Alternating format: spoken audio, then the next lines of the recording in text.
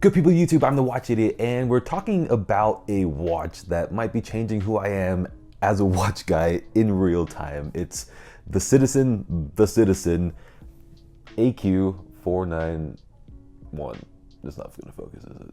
So this watch has achieved something that no other time-only watch I've owned has ever achieved for me. This includes 3 Grand Seikos, multiple other time-only watches, and it's the fact that I'm actually wearing it regularly. And that's pretty crazy for me. That's because over the past 7 years of taking wrist shots every single day and keeping track of what I wear every single day, I wear simple time-only fixed bezel watches maybe like 4 to 10 times a year, like max. I think 1 year was like 15. And with this watch over here, I have now worn this for 22 days straight on top of that. And to make things even more bizarre for me, this is amongst the very few watches that just makes me think, oh God, like how am I ever gonna wear any other watch after this? In this video, I'm gonna get into the details like the dimensions, the wearing experience, the movement, of course, the dial, the case, and the bracelet of this underrated, somewhat unknown watch. And it really comes down to comfort, beauty, functionality, and deadly accuracy. So let's just get into it.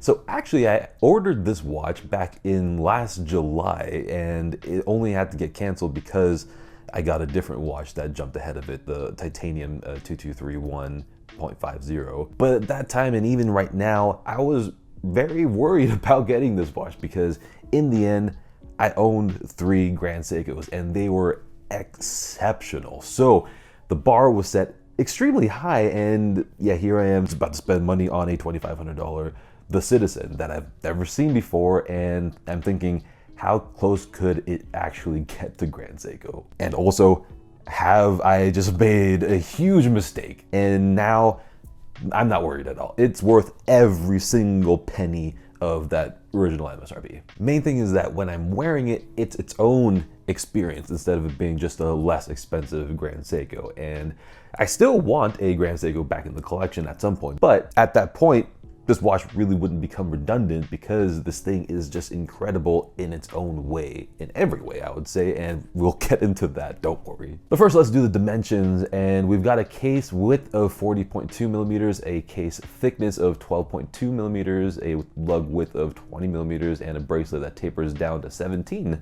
millimeters, which is nice, and I've actually never seen a 3 millimeter taper before, but I'm here for it. And it's 81 grams only, which is just insane, and it plays a huge part in why I love this watch so much. Size-wise, it wears more like a 38-39 millimeter watch because the bezel itself is 38 millimeters, and the parts of the case that you can see when you're looking at it on your wrist are polished, so they pretty much disappear completely when it's on the wrist. And yeah, it's just the perfect size, I would say. Not too big, not too small, just the perfect size for full-on versatility. And honestly, I was shocked to see that the thickness was 12.2 millimeters because I was absolutely sure that it was going to be like in the high 10 millimeters or a low 11 millimeters, but the double dome sapphire crystal is basically invisible, and the mid case is visually 4.5 millimeters. So suffice it to say that this is a super comfortable watch, and it looks very thin, and it slips under a cuff, no problem at all. And I think part of this thin illusion is down to the case profile. It's very clean, simple, and elegant, and angular, and yet it's very curved, so there's barely any horizontal lines here. So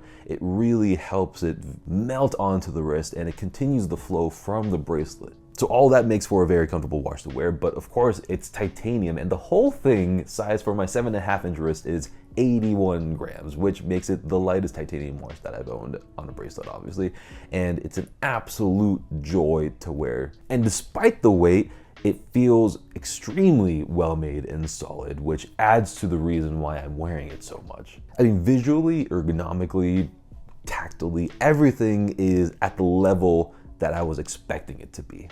So we have to talk about the movement first because it was a very big reason why I got it in the first place. And I am a huge fan of quartz watches. There's no doubt about that. I've owned the X33 Skywalker from Omega that I still miss, and I currently own this Seiko SPB453, the Darth Tuna, the 41mm speed timer, and the Zen U50 Hydro, and 2 other Citizen divers, and also I owned the Grand Seiko SPB241 with the 9F movement. I made a whole video about quartz and why I think it's awesome, so yeah, the video will be linked one of these 2 areas.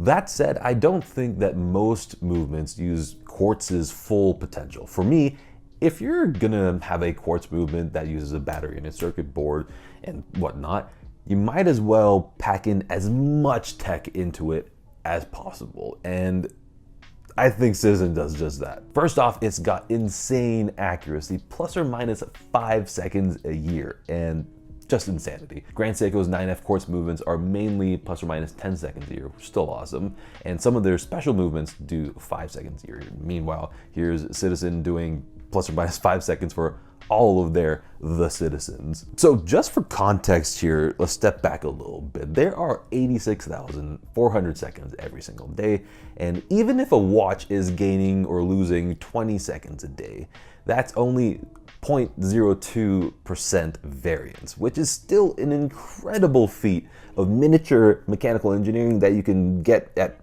almost any price point. And then a traditional quartz watch is rated to 15 seconds per month, which is 0.0006% variance per month. But then we have the Citizen at the far end, 5 seconds a year, that is 0.00015% variance per year for a watch that's self-contained and it's not staying accurate by getting an atomic signal or what have you. I mean, just 0.02% variance a year would have been insane, but we've got 4 zeros and a 1 and then a 5. I mean, oh my God. I feel like a lot of us just need to take a step back and just be in awe of what's actually capable in the watch world at all price points. And if this doesn't make you want to immediately just buy this watch, that's fine, you have your preferences. But if you at the very least can't just respect what's going on here, then I think that you need to do some soul searching over here. Anyways, onwards we go. It's got an independently adjustable hour hand, which is very, very useful for such an accurate watch because you basically never have to stop the movement for daylight savings or traveling. So this actually makes for a very good travel watch too. And because it's Ecodrive, it's charged by light and it's got a perpetual calendar, which is actually very, very useful. Future TWI here, and you may have noticed that it's now March 1st. Well, I don't know when you'll be watching this, but that means that we've gone from February 28th to March 1st, and this watch is a perpetual calendar, so you know what that means. Check this out. And there it is. Why is that so cool? Oh my God. Anyway. Because with the perpetual calendar, you've got everything. It will always be the right date. Whenever you pick it up, it will always be running and it will always be accurate. I mean, function-wise, it's perfection. This movement is basically perfection in terms of functions. It covers every single base that I could possibly want. I mean, I guess the only tiny nitpick would be that I would have liked a quick set date, so I wouldn't have to do the entire 2-round things that happen on all Flyer GMTs. But the problem is solved because I'll never have to set the date ever again because it won't die, and yeah, the date will just always be right. So I'm just in awe of this watch and this movement and just what it can do.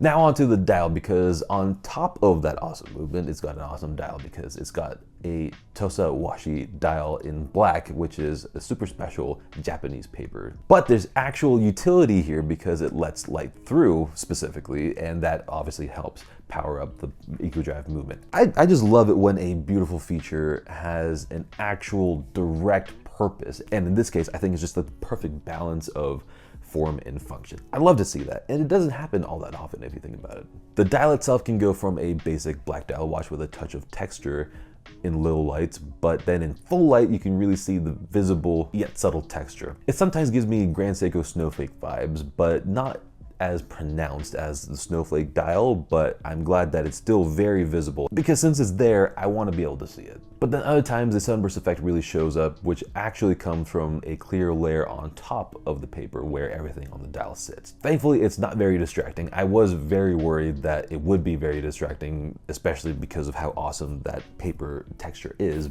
Also, I think that there's just the right amount of negative space here. Other than the necessities, we only have the citizen name and the Flying Eagle logo. And it's visually spot on. I like the simplicity of this more than the other versions with the Chronomaster name. And now onto the hands, and they're great, they're sharp looking, they've got lume on it, but I wish that it had the hands from the other versions because, I mean, they do look a little bit more Grand Seiko-y. I haven't seen those in person, but for now, with these handsets, I think that Grand Seiko is ahead. But these hands aren't bad though, just let's make that clear. The indices are better though, they look very refined and well polished, and they all have lume, which is very, very useful. And the lume is strong and well applied on both the hands and the indices, but the hands have blue lume and it just simply isn't as strong as the green lume, which is irritating. Just make it all one of the colors. If it was all one of the colors, I wouldn't be having this conversation with you guys right now. Finally, onto the case and bracelet, and this is made of Citizen's own Duratec coating super titanium, so it's more scratch resistant, plus it looks as bright as steel in most lights actually, and it looks only a bit darker than steel when you actually see it next to a steel watch. I mean, the bracelet just oozes refinement in terms of the wrist feel and in terms of execution. The brush finishes are spot on, and the polished surfaces on the inside edges are also very, very wonderful. But the best detail is that the screw heads each have a radial brushed finish. I mean, absolutely no need for that. I wouldn't have said anything if it was just polished, but nope. Citizen, with their awesome attention to detail, were like, yeah, we're just gonna take the time and spend the money as well on radially brushing each and every single screw. Mad respect for them to do this. That said, there is a considerable-ish downside to the bracelet, and it's that it's got double-sided screws, which makes it a pain to size. But once when you get the technique down, you're good to go. Oh, and probably a bigger downside is that there is no micro adjustment here. It's just two half links, which should get you where you need to be in terms of size, but it can be a hassle if you don't land on the right fit. And now we're going into summer, I'm gonna need to add a half link. The case profile is very simple, clean and angular and curved, so it's a fantastic case to wear and look at too. And I love that you can see the muscular svelte lines when it's on the wrist. The crown is extremely detailed. It's got the eagle logo on it, and it doesn't move around at all on its own, which I like because it can stay level while wearing it. Also, it's not a screw down crown, which is fine because it's not required for water resistance, and the chances of this popping out is almost zero. And I particularly like the crown guards here, weirdly enough, because of the visual sharpness that it adds to this case. And I also happen to love the tiny pusher that's used for all the extra functions. So there you have it. Let me know what you think about this incredible The Citizen. And yeah, this is gonna be on my wrist for quite some time. And anyways, until the next video, where I'll probably be wearing this still, good day.